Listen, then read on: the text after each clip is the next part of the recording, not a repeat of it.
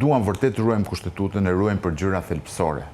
Është vërtet që ato që ka bërë presidenti mund të jenë shkelje të kushtetutës, por nuk janë të atij niveli që cënojnë liritë dhe drejtat themelore të njeriut që prishin rendin kushtetues të Shqipërisë. Fakti që presidenti merr një rrokë Akademia Skënderbej nuk e prish cilësinë e jetës së qytetarëve shqiptar dhe as nuk dëmton rendin kushtetues të Shqipërisë. Është shkelje gjithsesi? Është shkelje. Dëmton besimin e njerëzve në institucionin e presidentit? E dëmton.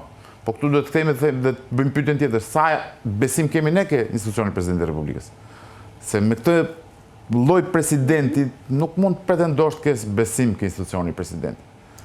Dhe dyta është, ti duhet gjesh atë shkelje kushtetuese, dhe jo më kote referova rastit në zotit Vokshi, sepse është shkelje kushtetuese që cënon sistemin kushtetues. Është përmendur në Moskva, u përmend? Jo, nuk është përmendur.